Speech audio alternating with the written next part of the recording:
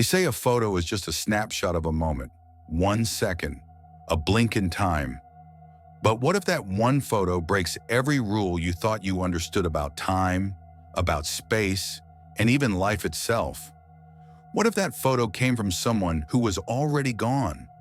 This story isn't about ghosts. It's not about some cursed app or haunted woods. It's about something far more terrifying, a true mystery that was never explained. A mother loses her son.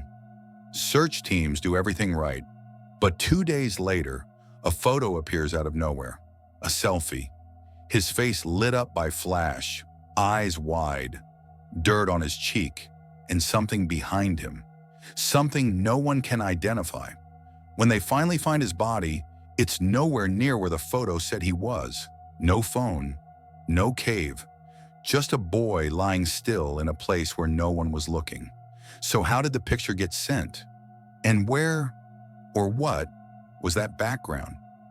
It started on a Saturday morning in September. Nothing unusual.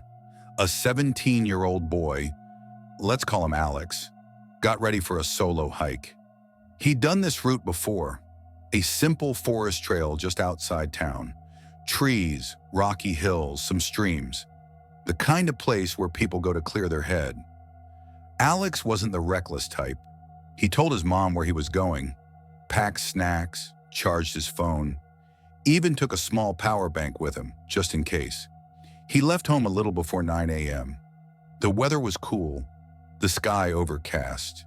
He wore a gray hoodie, old sneakers, and had his phone in his back pocket. His mom remembered him smiling. Just a regular weekend morning, nothing strange. At around 10:20 a.m., Alex posted an Instagram story, a picture of the trailhead. It was empty except for a squirrel on a rock. One of those harmless, nothing special photos you'd scroll past without thinking. But now it's the last publicly confirmed trace of him alive. Between 10:30 and 11, he texted a friend saying he might explore the Higher Ridge Trail. Haven't tried this route before, he wrote. Should be cool. That was the last message he ever sent. By evening, his mom was worried. He always checked in. If he was running late, he texted. If his phone was dying, he'd call, but nothing came. She called him around 6:45 p.m. It rang twice, then straight to voicemail. She tried again at 7:10 and again at 7:30. Each time the same result. By 8 p.m., she called the local sheriff's department.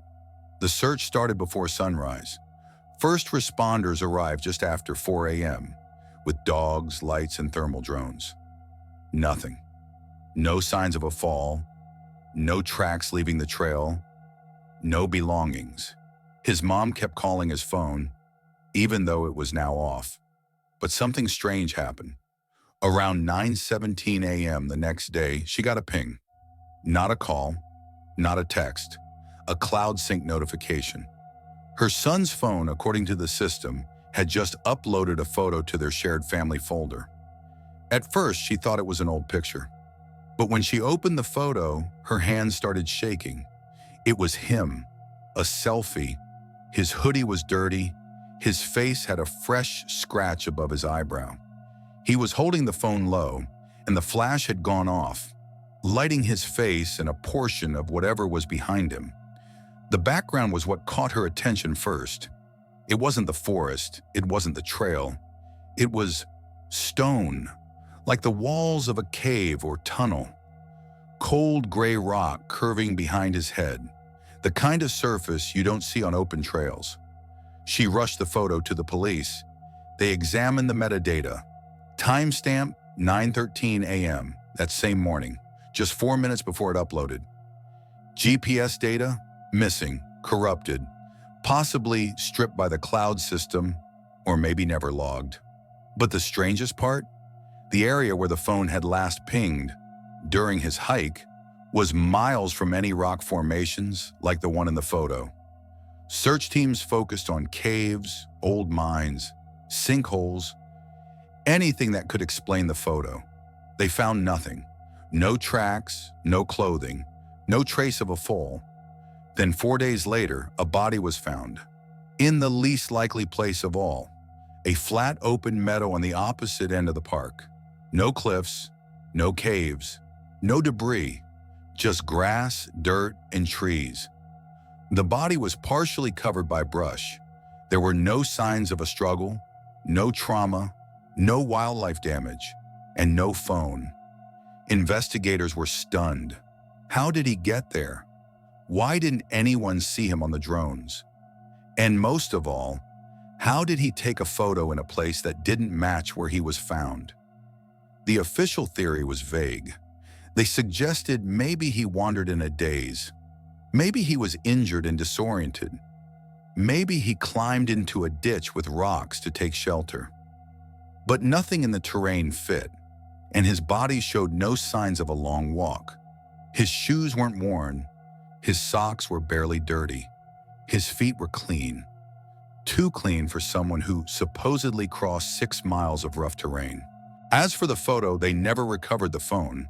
It never pinged again. And the only copy of that image is the one on his mother's cloud account. She keeps it saved on 3 different devices now. Every investigator who looked at it said the same thing. There's nothing digitally altered. No glitches, no fakery. The file was genuine. The time and date were genuine. And it was definitely taken from his phone. But the background remained a mystery. A faint curve of rock behind his head. A surface that looked wet, maybe, like it was underground. Some thought it might have been a drainage tunnel. Others said it looked more like a bunker wall or a collapsed foundation. One person, a geologist, said the mineral striations didn't even match that region. The story made a few rounds online, mostly in forums, a couple Reddit posts, some low-quality YouTube breakdowns. Most people chalked it up to either GPS error or simple misidentification. Others called it fake, but those who spoke to the family, to his mother, knew it was real. She said the scariest thing wasn't what happened. It wasn't the death. It wasn't even losing her son. It was the way the photo got to her. No signal, no battery, and no explanation. Somehow the last thing he did before dying was take a photo, alone, in a place he shouldn't have been, looking into the camera like he knew someone would find it. The case is now closed. Official cause of death, undetermined. Foul play ruled out. No drugs, no suicide note, no trauma. Just a 17-year-old boy who vanished, sent a photo, and was later found far from where he should have been. You can still find grainy copies of that image online. People repost it with red circles and arrows, speculating about the background. Some say you can see a second shadow. Some say there's a face in the rock behind him. Most of those are just tricks of light. But one thing remains impossible to explain. How did the phone send that file with no connection? And what was that place in the background? The one no one could ever find. It's easy to write off the unknown. Easier still to say, it was probably nothing. But sometimes it's not a ghost or a glitch. Sometimes it's something real that just doesn't fit. Something out there, in the cracks between signal bars, in the corners of the world that maps don't cover. A place where someone can go missing and somehow still reach out. Not for help, not for rescue, but just to say in one final flash of light, I was here.